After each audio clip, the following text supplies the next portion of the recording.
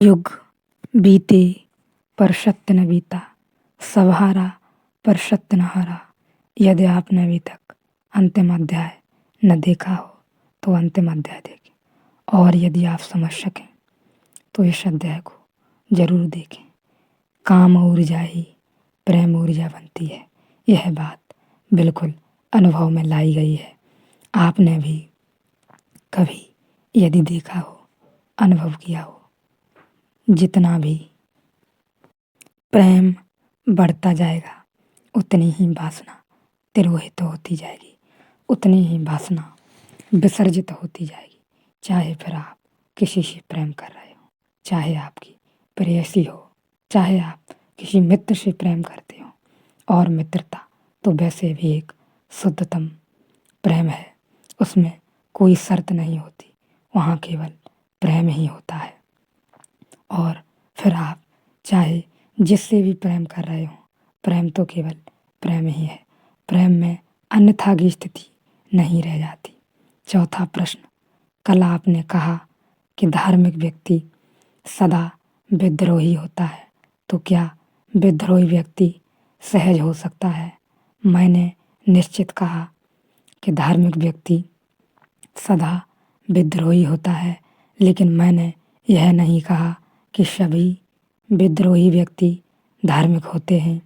विद्रोही कोई हो सकता है बिना धार्मिक हुए, लेकिन धार्मिक कोई नहीं हो सकता बिना विद्रोही हुए।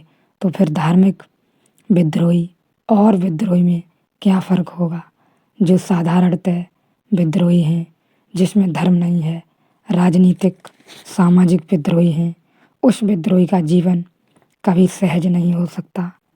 वहाँ तो बड़ा तनाव होगा, वहाँ तो 24 घंटे चिंता और बेचैनी होगी।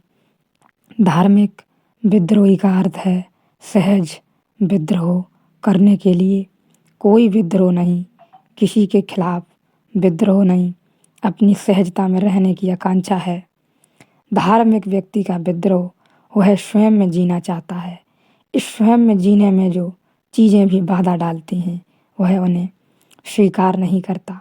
उसकी तोड़ने की कोई आकांक्षा नहीं, वह किसी के विरोध में भी नहीं जाना चाहता। वह इतना ही चाहता है कि उसकी स्वतंत्रता में कोई बाधा न बने, न तो वह किसी की स्वतंत्रता में बाधा बनना चाहता है, न किसी को अपनी स्वतंत्रता में बाधा बनने देना चाहता है। धार्मिक विद्रोही प्रतिक्रियावादी नहीं है, वह किसी के विरोध में नहीं है, वह सिर्फ अपने पक्ष में है। इस बात को तुम ख्याल में ले लेना। राजनीतिक विद्रोही को अपना तो कुछ पता ही नहीं है, वह किसी के विद्रोह में है, जो भी सत्ता में है उसके विरोध में है, जिसके हाथ में भी ताकत है उसके विरोध में है, क्योंकि ताकत उसके हाथ में होनी चाहिए, अपने हाथ में होनी चाहिए, दूसरे हाथ में है तो गलत है। राजनीतिक विद्रोही अहंकार का विद्रोह है, धार्मिक विद्रोह अहंकार का विसर्जन है और सहज स्वभाव में जीने की प्रक्रिया है। इसका यह अर्थ नहीं होता कि धार्मिक व्यक्ति अकारण बाधाएं खड़ी करेगा। नियम है कि बाएं चलो तो वह बाएं चलेगा, ऐसा नहीं है। धार्मिक व्यक्ति तो भूल कर भी यह झंझट न लेगा दाएं चलने की, क्योंकि दाएं चलो कि बाएं चलो सब बराबर है। इसमें झगड़ा क्या है? वह कोई अकारण झंझट न देखोगे, वह 100 में से 99 मौक़ों पर समाज के साथ ही होगा, समाज के साथ किसी भय के कारण नहीं होगा। यह सोचकर होगा कि कुछ चीज़ें औपचारिक हैं, इनमें अर्थ ही क्या है, इनमें झगड़ा क्या करना। लेकिन एक मुद्दे पर जहाँ भी आत्मा बेचने का सवाल होगा, वह सब कुछ दांव पर लगा देगा। बाएं दाएं चलने में उसे कोई अड़चन नहीं, नियम पालन करने में उसे कोई अड़चन नहीं, लेकिन जहाँ नियम आत्मघाती होने लगेगा वहाँ वह बगावत करेगा, वहाँ वह राजी नहीं होगा, वहाँ वह मर जाना पसंद करेगा। ऐसे जीने के मुकाबले जहाँ आत्मा खो देनी पड़ती हो, धार्मिक व्यक्ति में बड़ी सहजता होगी। तनाव तो पैदा होता है जब हम किसी से संघर्ष करते हैं, धार्मिक व्यक्ति का किसी से कोई संघर्ष नहीं है। धार्मिक व्यक्ति का तो अपने में रस है, वह अपने रस के उद्रेक में जीना चाहता है और वह नहीं चाहता कि कोई उसे बाधा दे।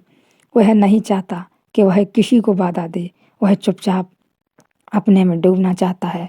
वह इस बात में अगर कोई अड़चन डाली जाए तो वह इनकार करेगा, तो वह सूली चढ़ने को राजी रहेगा। लेकिन तुम चकित हो जाओगे यह जानकर कि तुम्हारी अंतर आत्मा में बाधा कोई देता नहीं। लोगों को अंतरात्मा का ही पता नहीं, बाधा देने का सवाल ही कहाँ है। लोग तो ऊपर ऊपर की बातों में चलते हैं। धार्मिक विद्रोही तो स्वयं में विद्रोह है।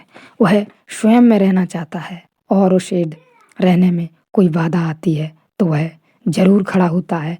लेकिन ऐसा नहीं है कि धार्मिक व्यक्ति किसी नियम या किसी बंद में चलता है।